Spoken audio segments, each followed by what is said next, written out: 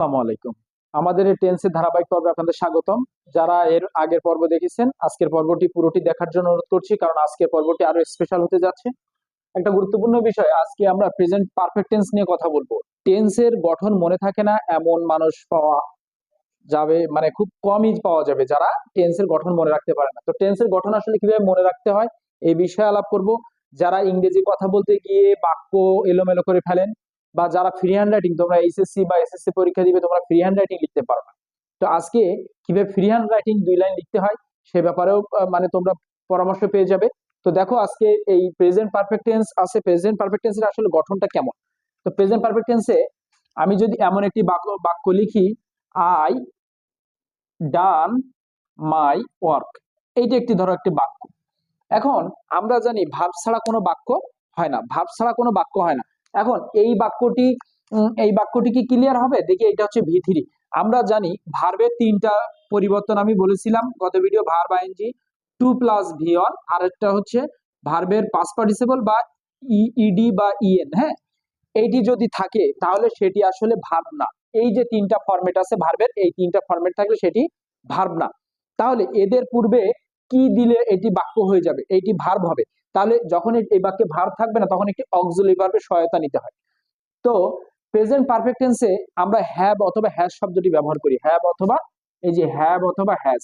তাহলে আই এর পরে এখানে আসলে হ্যাভ হবে। এখানে আমি একটা জিনিস বলতে চাই যে আমরা যখন একটা বাক্য বলবো তখন এই বাক্যটা ভুল না শুদ্ধ সেটিও আজকে আপনারা গ্রামাটিক্যালি পারবেন, বুঝতে পারবেন, বা নিজেরা বুঝতে পারবেন যে আপনার বাক্যটা ভুল হচ্ছে, আপনি লেখার ক্ষেত্রে হোক বা স্পিকিং এর ক্ষেত্রে হোক।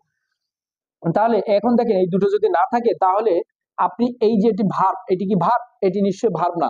তাহলে আই ডান মাই ওয়ার্ক যে কোনো কাউকে বললে কিন্তু সে বুঝে যাবে, এরকম তো কোনো বাক্য হয় না। তাহলে এরকম বাক্য কিন্তু যারা শুরুতে ইংরেজিতে কথা বলতে চায় বা 2-4 লাইন লেখে, তারা কিন্তু ভুল লেখে। তো সেই জায়গাটা কিন্তু সঠিক হয়ে যাবে, সে এখন জানবে যে আসলে এইগুলো কিন্তু কোনো ভার্ব না, এই যে ফরম্যাটের ভার্ব। তাহলে এগুলো কিন্তু ভার্ব না, এগুলো ভার্ব হতে হলে একটি অক্সিলারি ভার্ব লাগবে, এগুলোকে অক্সিলারি ভার্ব বলে। তো আমরা প্রেজেন্ট পারফেক্ট টেন্সে এরকম গঠনে হ্যাভ অথবা হ্যাজ শব্দটি ব্যবহার করব।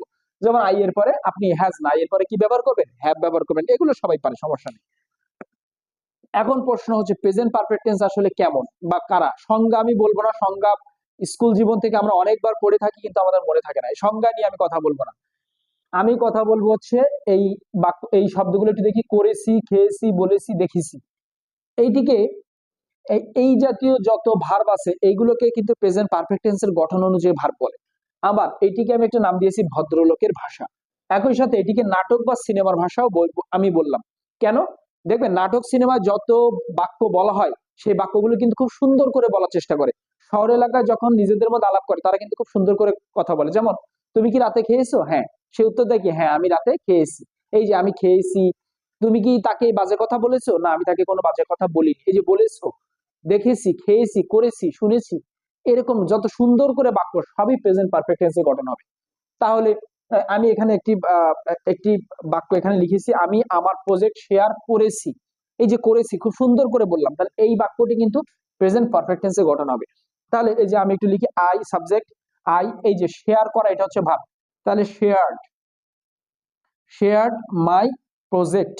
এখন প্রশ্ন হচ্ছে, এই বাক্যটি যদি, এইটা হচ্ছে এর ভি2, এই যে শেয়ার ভার্বের শেয়ার্ড শেয়ার্ড, এইটা হচ্ছে এই ভার্বের 3টা রূপ। এখন এইটা ভি2, এটা হচ্ছে ভি3। এখন কেউ কেউ এটা বলতে পারে যে এই বাক্যটাকে ভি2 হিসেবে তো বাক্যটি আমি চালিয়ে দিতে পারি, সেটা তো রাইট। হ্যাঁ, প্রশ্ন হচ্ছে রাইট, যে সকল ভার্বের পাস্ট এবং পাস্ট পার্টিসিপল একই, সেই বাক্যটি কি সঠিক হবে যদি সেটা পাস্ট টেন্সের বাক্য হয়। যেমন, আমি শেয়ার করেছিলাম, আমি আমার প্রজেক্ট শেয়ার করেছিলাম, বাংলাটা কি হবে? করেছিলাম। কিন্তু এই বাক্যটা যদি আমি চাচ্ছি কি শেয়ার করেছি, বর্তমানের কথা বলছি, তখন এই জাতীয় বাক্যটি গঠন করতে হলে যখন শেয়ার দেব, সেটাকে বাই ডিফল্ট ভি3 ধরে নেওয়া হবে। বাই ডিফল্ট যখন ভি2 ধরে নেবে সেটা সঠিক হয়ে যাবে, কিন্তু অর্থ চেঞ্জ হয়ে যাবে।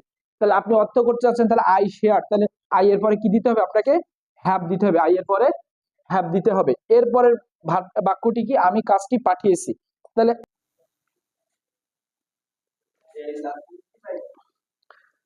তাহলে এই বাক্যটি দেখো, আমি আমার কাজটি পাঠিয়েছি। তাহলে আমি আই এই যে পাঠানো ইংরেজি হচ্ছে কি? সেন্ড, সেন্ড থেকে send 3 number, send my work.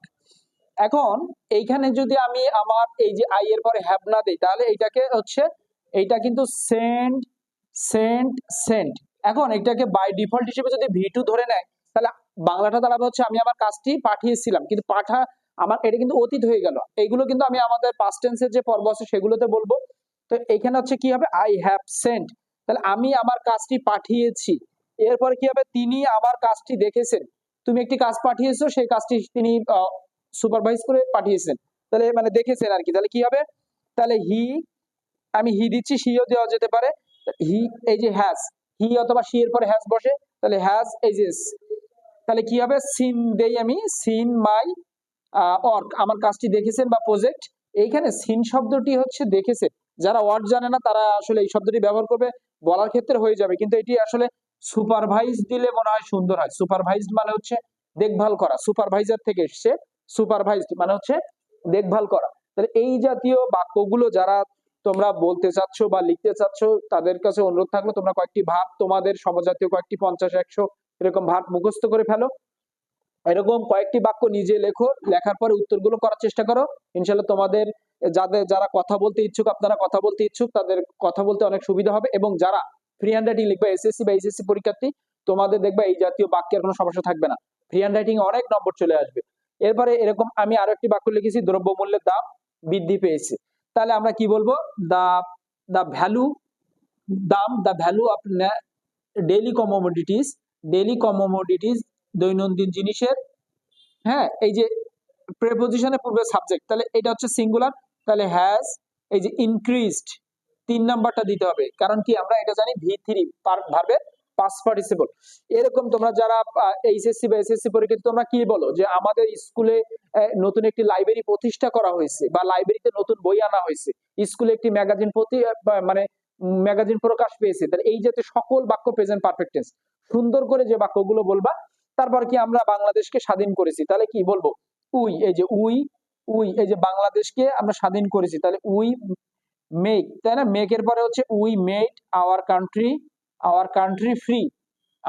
তাহলে মেক মানে তৈরি করা, বা মেক তৈরি করা, বা আওয়ার কান্ট্রি ফ্রি মানে মুক্ত করা, যে মেক ফ্রি, তাই না, মেক ফ্রি মুক্ত করা। এখন উই এর পরে যদি আমি হ্যাভ না দেই, তাহলে এটা কি হবে, তাহলে এটা হবে হচ্ছে মুক্ত করেছিলাম, এখন হয়েছে মুক্ত করেছি। তাহলে এই জাতীয় বাক্যগুলো কিন্তু খুব সুন্দর হয়ে যাবে। তাহলে যারা কথা বলতে ইচ্ছুক বা কথা বলতে চাচ্ছেন, তারা এরকম ছোট ছোট বাক্য লিখে নিজেরা প্র্যাকটিস করেন, কমেন্ট বক্সে দেবেন, দু একটা আমি দেখবো ইনশাল্লাহ, অন্তত দেওয়ার চেষ্টা করবো। আর তোমরা যারা ফ্রি হ্যান্ড রাইটিং এ নম্বর পাচ্ছ না, তারা তোমরা বাসায় বেশি বেশি খাতা কলমে লেখো, ইনশাল্লাহ অনেক ভালো নম্বর পাবে। আমাদের পরবর্তী পর্বগুলো দেখার জন্য আমন্ত্রণ রইল, ধন্যবাদ।